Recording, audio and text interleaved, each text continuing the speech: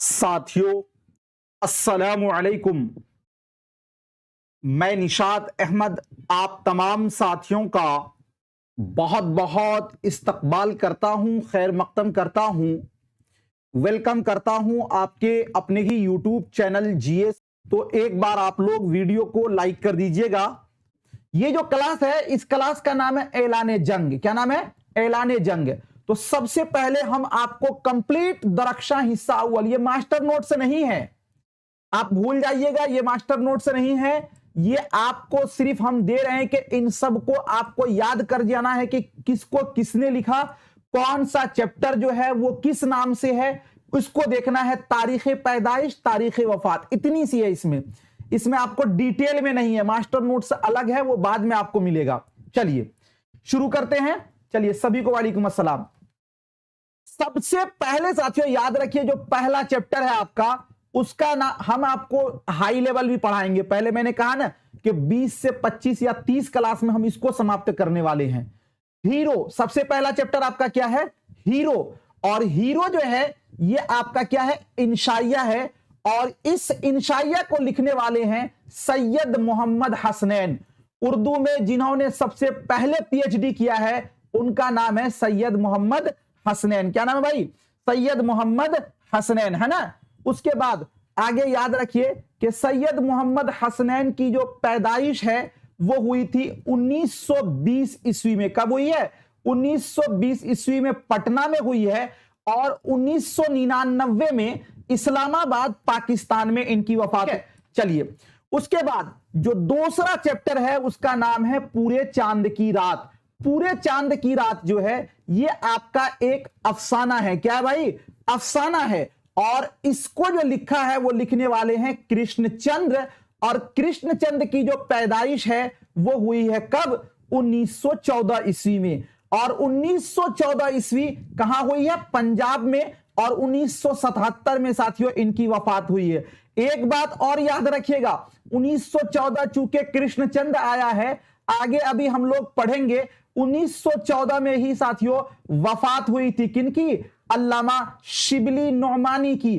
और 1914 में ही अभी हम लोग पढ़ेंगे आगे किसकी वफात हुई थी? हाली की भी वफात 1914 में ही हुई थी। ठीक है ना जे।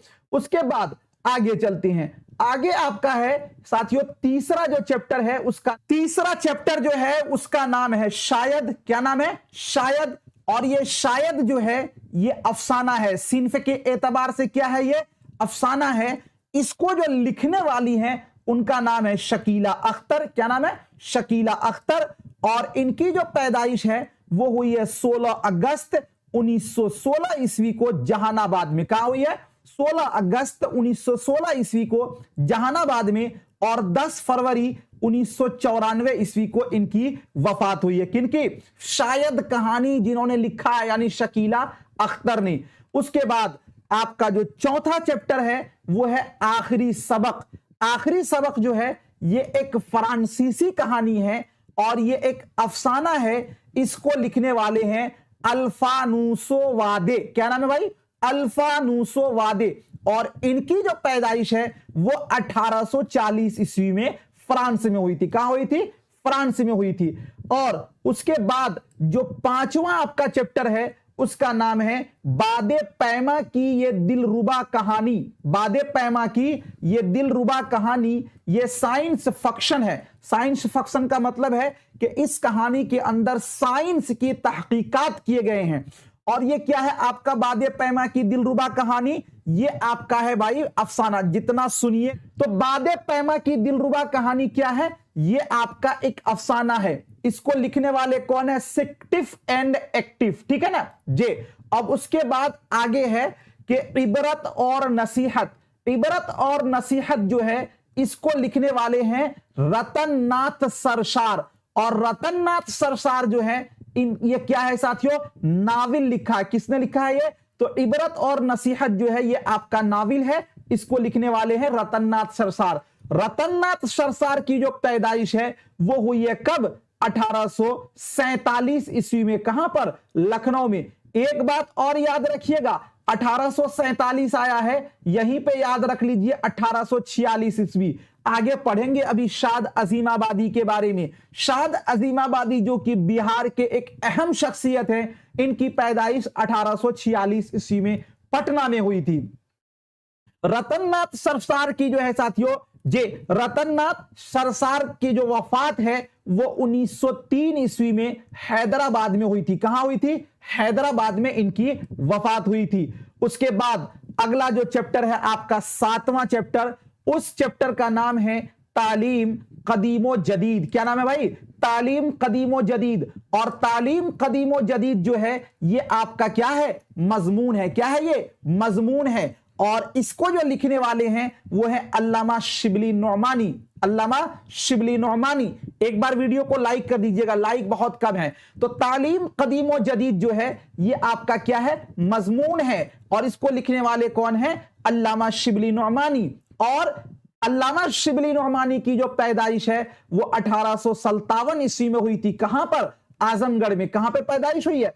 आजमगढ़ में। और इनकी जो वफात है वो हुई है 1914 ईस्वी में आजमगढ़ में। 1914 में ही अभी मैंने आपको बताया था कि 1914 ईस्वी में जो है ना कृष्णचंद की पैदाइश हुई थी। किसकी पैदाइश हुई थी भाई? कृष्णचंद की पैदाइश कब हुई थी? कृष्णचंद की भी पैदाइश जो है वो 1914 ईस्वी में हुई थी।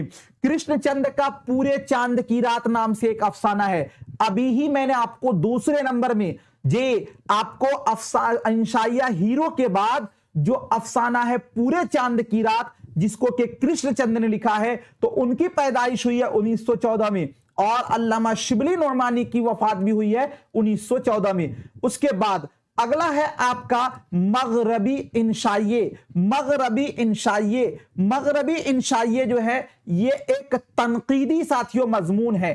तनकीदी का मतलब जानते हैं? आलोचना करना। आलोचना मतलब जिसमें अच्छाई और बुराई दोनों को एक इस पर रखकर आप परखते हैं। तो मगरबी इंशाइये जो है ये एक तनकीदी मजमून है और इसको लिखने वाले हैं इंद्रजीत लाल। कौन भाई? इंद्रजीत लाल। ठीक है। उसके बाद आपका एक है सफरनामा। सफरनामा का नाम है फिलिपाइन का सफर। क्या नाम है? फिलिपाइन का सफर। ये एक सफरनामा है। इसको लिखने वाले हैं इब्ने इंशा।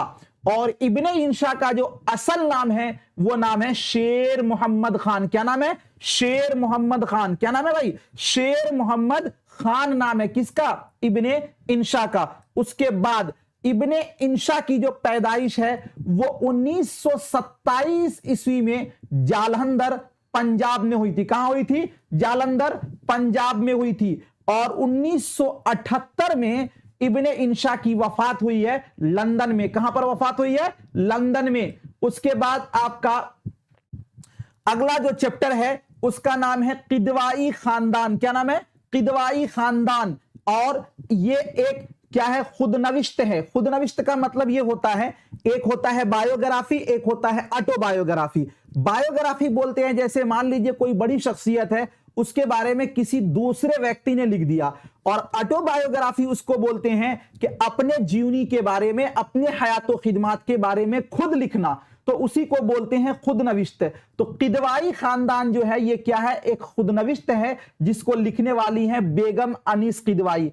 आज का ये क्लास आपको बिल्कुल अच्छा नहीं लगेगा, सब लगेगा नील बटा जीरो, लेकिन जब ऑब्जेक्टिव होगा इसका सब आपको याद आने लगेगा। बस इसके लिए एक शर्त है कि आप अच्छे ढंग से सुन लीजिए। आपको समझ में आए फिर भी सुनिए, न समझ में आए फिर भी सुनिए। और न समझ में आने की बात क्या है भाई? सारी चीजें तो आपको बतलाई जा रही हैं, बस आपका ये क्लास समझ में आएगा और भी अच्छे ढंग से आपको याद हो जाएगा, क्योंकि यही सारी चीजें जो है ना आपके रिपीट चलते रहेंगे, इसलिए आप सुनिए अच्छे से। तो किदवाई खानदान क्या है? ये आपका एक खुदनविश्त है, बेगम अनीस किदवाई का लिखा हुआ। इनकी जो पैदाइश है 1905 ईस्वी में हुई थी। कहां पर? बाराबंकी में इनकी पैदाइश हुई थी। किसकी? बेगम अनीस किदवाई की। और इनकी जो वफात है वो हुई है 1982 ईस्वी में। कहां पर साथियों? तो बाराबंकी में ही इनकी वफात हुई थी। उसके बाद जो अगला चैप्टर है उसका नाम है मेरा अदबी सफर। क्या नाम है? मेरा अदबी सफर। मेरा अदबी सफर जो है ये एक खुदनविश्त है और इस खुदनविश्त को लिखने वाली हैं इस्मत चुगताई। कौन? इस्मत चुगताई। और 1910 ईस्वी में बिदायूं शहर में ये पैदा हुई थी। अभी एक बहुत बड़े एक लेखक थे, और वो अपने आप को मुसलमान कहते थे, लेकिन मुसलमानों की बहुत आलोचना करते थे।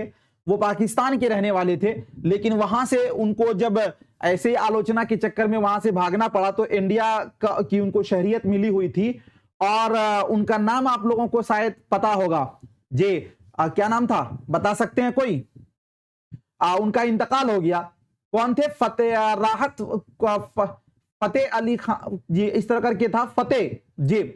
तो उनकी जो वफात हुई, तो उनकी भी ये मतलब जिज्ञासा थी ये उनकी, उन्होंने ये नसीहत किया था कि जब मैं मरूं, देखता हूं कोई नाम उसका बता दे जी, कि जब मैं मरूं तो मेरी लाश को जो है ना मुस्लिम रीति रिवाज से नहीं, बल्कि मेरी लाश को जो है ना जी सनातन धर्म के रीति रिवाज से, जी तारिक फतेह सनातन धर्म के रीति रिवाज से, यानी जलाकर तब हमें लाश को ये करना। तो चुनांचे तारिक फतेह की लाश को भी जलाया गया था। इसी तरह इस्मत चुगताई भी जो थी ना, ये भी साथियों उन्होंने ये इनकी लाश को भी जलाया गया है। ये भी जो थी वो क्या बोलते हैं उसको, इस धर्म के आलोचनात्मक में से इसमें इसका नाम आता है, ठीक है ना। तो चलिए, मेरा अदबी सफर ये एक क्या है जी, खुद नविश्त है। और इस खुद नविश्त को लिखने वाली कौन है? इस्मत चुगताई। और इस्मत चुगताई की जो पैदाइश है वो 1910 ईस्वी में हुई है। कब हुई है भाई? 1910 ईस्वी में बिदायूं शहर, बिदायूं पड़ता है यूपी के अंदर। और इनकी जो वफात है वो हुई है 1991 में। कब हुई है? 1991 में। अब उसके बाद आगे अगला जो चैप्टर है आपका वो है खाका। खाका किसको बोलते हैं आगे मैं आपको बताऊंगा डिटेल में, ये जब ये चैप्टर पढ़ाऊंगा। बस इतना सा याद रखिए, खाका। खाका ये जो चैप्टर है इसको लिखने वाले हैं मौलाना विलायत अली। कौन? मौलाना विलायत अली। मौलाना विलायत अली की जो पैदाइश है वो 1790 से 91, दोनों ऑप्शन है। जब दो ऑप्शन होता है तो इस दोनों ऑप्शन में से कोई एक ऑप्शन अगर आपका सही हो जाएगा तो फिर भी ठीक है, और आमतौर पर जो एग्जामिनर देते हैं एक ही ऑप्शन देते हैं। तो मौलाना विलायत अली खान की जो पैदाइश है 1790 या फिर 91 में सादिकपुर पटना में इनकी पैदाइश हुई थी। और 1882 में पटना में ही इनकी वफात हुई थी। किसकी? मौलाना विलायत अली खान की। उसके बाद आपका है कौमी तालीम।